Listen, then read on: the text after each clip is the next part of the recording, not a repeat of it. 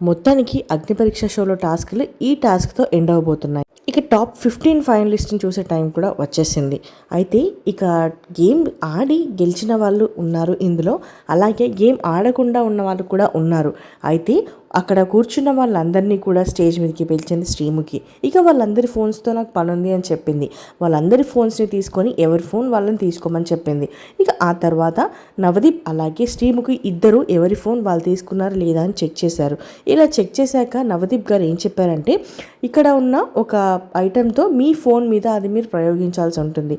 So అలా చేస్తే మీరు చేసింది మాకు నచ్చితే, అంటే వీళ్ళు ముందు నుంచి చెప్తూనే ఉన్నారు ఈరోజు, మీరు టాస్క్ విన్ అయినా అవ్వకపోయినా మీరు చేసేదాన్ని బట్టి మాత్రమే మేము డిసైడ్ చేస్తాము అని. సో ఫైనల్లీ ఆ టాస్క్కి కావాల్సిన ఎక్విప్మెంట్ కూడా వచ్చాక అందరినీ వెనక్కి తిరగమన్నారనమాట.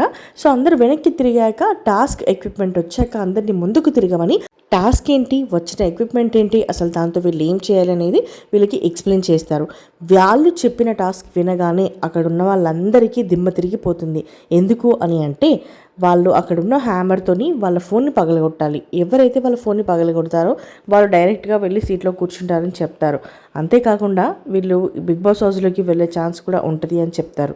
సో ఇంకా అక్కడున్న ఇద్దరు మాత్రమే ఫోన్స్ పగలగొట్టడానికి రెడీ అవుతారు. సో ఇలా ఒక అబ్బాయి అమ్మాయి వాళ్ళ ఫోన్స్ పగలగొట్టడానికి రెడీగా అవుతారు. అయితే ముందు ఒక రౌండ్లో పగలగొట్టాక ఇది ఎక్కువగా పగిలినట్టు అనిపించట్లేదే అని నవదీప్ గారు అంటే, తనకి ఉన్న ఫ్రస్ట్రేషన్ అంతా చూపించుకోవడానికి షాకీబ్ అయితే ఫోన్ని చిత్తలుగా పగలగొట్టేస్తాడు. ఇక అది చూసిన శ్రీముఖి, ఫోన్ అంటే అందరికీ ఒక ఎమోషన్, ఓకే అది నేను ఒప్పుకుంటాను, ఇప్పుడు ప్రజెంట్గా మీరేమనుకుంటున్నారు మీ మైండ్లో అనేది మాకు కావాలి అని అంటే, దానికి షాకీబ్ ఉండి, నాకు ఇది ఒక ఎమోషనే, లైక్ నేను ఇప్పటివరకు చేసిన దాంట్లో ఏదైనా సంతోషంగా ఉన్నానంటే ఇదే అని చెప్పి అంటాడనమాట.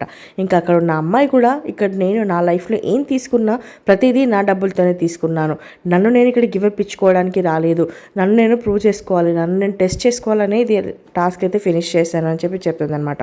సో ఫైనల్లీ షాకీబ్ ఉన్న టాస్క్ల్లో ప్రతి దాంట్లో పాల్గొని తనని తాను ప్రూవ్ చేసుకోవాలని చూస్తున్నాడు కాబట్టి జడ్జెస్ కూడా చాలా ఇంప్రెస్ అయిపోయారు.